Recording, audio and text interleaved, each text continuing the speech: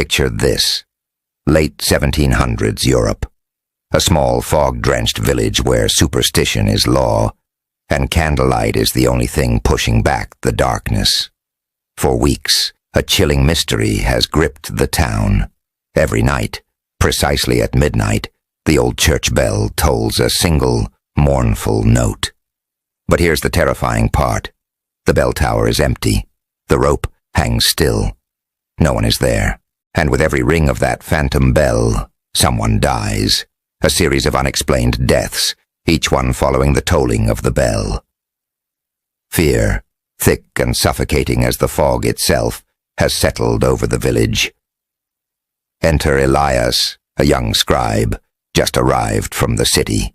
His job is simple, or so he thought. Record the village's births and burials in the ancient parish ledger.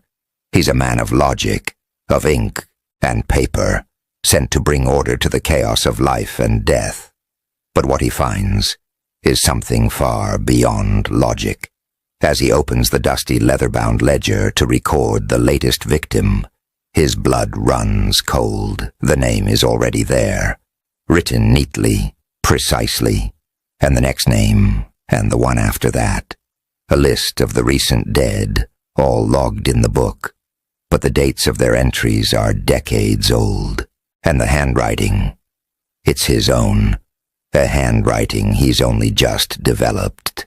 Yet it's been in this book for years, predicting deaths he's only now recording. How is this possible? Is he losing his mind? As winter tightens its icy grip, the village turns inward. Whispers slither through the tavern, passed between trembling hands holding warm mugs. They speak of an old story, a legend from 1713.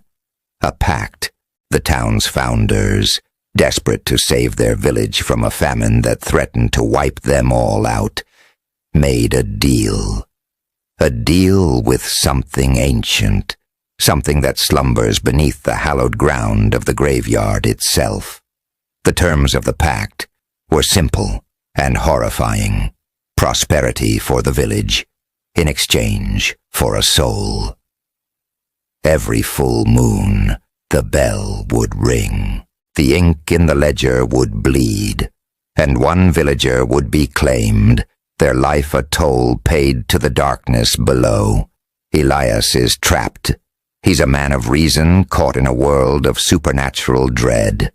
The priest offers prayers, but the prayers feel hollow against the encroaching shadows. The village elder warns him not to meddle, that the pact is the only thing that has kept the village alive. But Elias can't stop.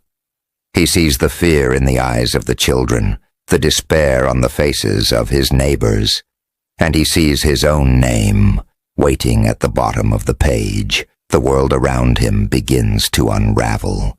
He sees shadows moving without bodies, stretching and twisting in the corners of his vision.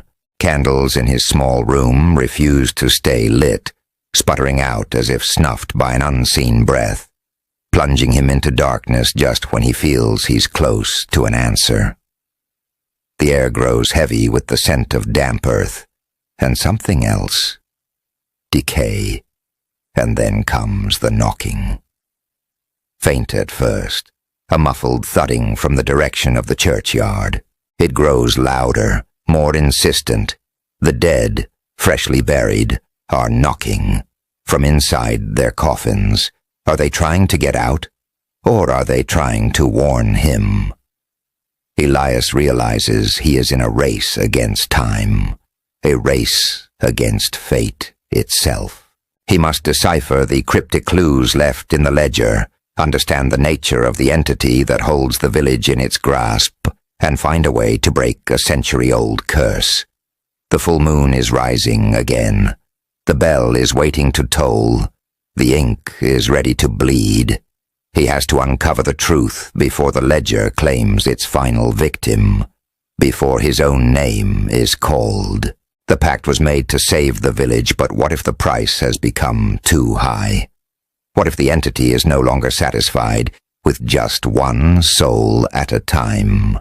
Elias digs deeper into the church's forbidden archives, finding hidden passages and coded messages left by a previous scribe who also tried to fight the darkness and failed. He discovers the entity isn't just a monster. It feeds on the town's belief, its fear, its willingness to sacrifice one for the many. The pact wasn't just a deal. It was a trap that enslaved their souls for generations. The village founders didn't just trade a life for prosperity.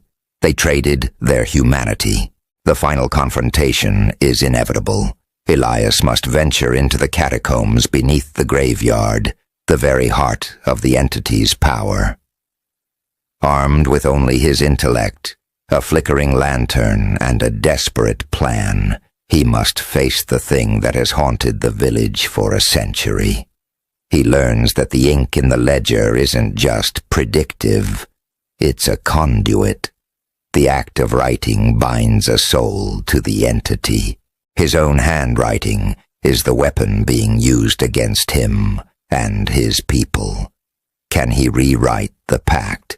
Can he sever the connection and free the village from its terrible bargain without sacrificing himself or everyone he's come to know? The shadows are closing in. The knocking from the coffins grows into a deafening chorus, and the church bell begins to hum, ready to ring for the last time. The final name is about to be written. This is a story about the clash between faith and folklore, reason and madness, and the terrifying idea that our destinies might already be written by a hand we cannot see. What do you think happens next? Does Elias break the curse, or does he become just another name in the book? Let me know your theories in the comments below.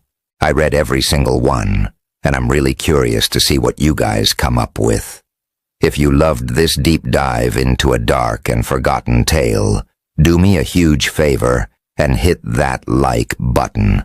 And if you want to make sure you don't miss our next journey into the shadows, subscribe to the channel and ring that notification bell. It's the only bell you'll want to hear ringing. Thanks for watching, and I'll see you in the next video.